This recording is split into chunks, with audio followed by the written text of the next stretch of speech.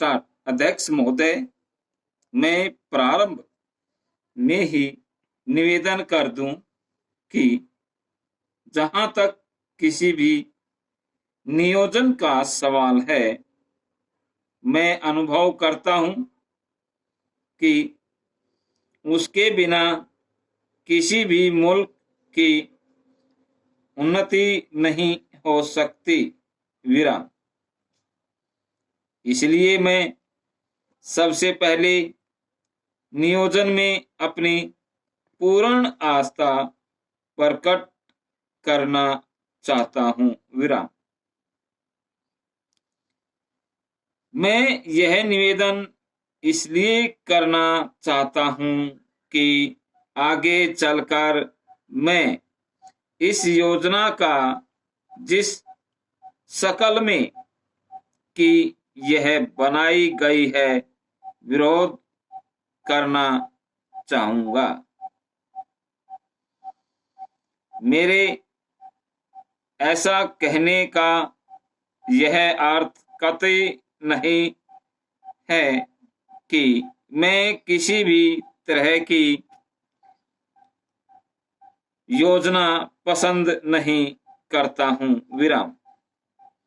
मैं चाहता हूं कि योजना इस तरह की बनाई जाती जिससे देश के नागरिकों में उत्साह पैदा होता, उनमें यह बल आता कि वह अपने देश के नव निर्माण में लग सकते। विराम।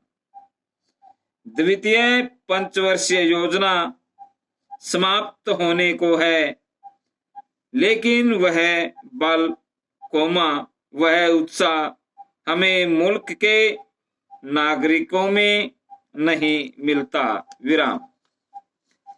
पैरा। मैं प्रधानमंत्री जी के इस कथन का स्वागत करता हूं कि 42% जो राष्ट्रीय संपत्ति की बढ़ोतरी हुई है उसकी जांच पड़ताल की जानी चाहिए। विराम। लेकिन साथ ही साथ मैं एक दूसरी बात यह भी कह देना चाहता हूं कि इन दो योजनाओं में हमारे लक्ष्य पूरे नहीं हुए। खास तौर से द्वितीय पंचवर्षीय योजना में खाद्यान्न, इस्पात तथा कोयले के उन लक्ष्यों की पूर्ति कैसे नहीं हुई, इस बात की जांच के लिए भी सरकार को तैयार रहना चाहिए और यह जांच सरकार की किसी कमेटी की तरफ से नहीं, मुल्क के कुछ ऐसे नागरिकों की तरफ से होनी चाहिए जो सरकार में न हो। विराम। इस तरह से ही हम मुल्क के नागरिकों में विश्वास पैदा कर सकते हैं कि अगर लक्ष्यों को पूरा करने में कोई गलती हुई है तो उस गलती को आगे नहीं दोहराया जाएगा। विराम। आखिर किसी योजना का क्या उद्देश्य होता है? आम तौर से यह कह देना कि देश की उन्नति हो रही है, विकास हो रहा है। किसी योजना की सफलता नहीं मानी जा सकती। विराम। आखिर जब हम गुलाम थे, अंग्रेजों का राज्य यहाँ था, तब भी रेलें बनती थी, तब भी स्टेशन बनते थे, तब भी बड़ी बड़ी इमारतें बनती थी।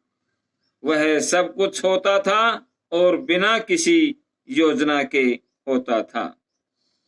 यदि उसी गति से आज हम चल रहे हैं तो हम नहीं कह सकते कि जो हमारी योजनाएं चल रही हैं उनमें हम सफल हो रहे हैं। विराम। मुझे खेद के साथ कहना पड़ता है कि हम सीधी दिशा में नहीं जा रहे हैं। समाप्त।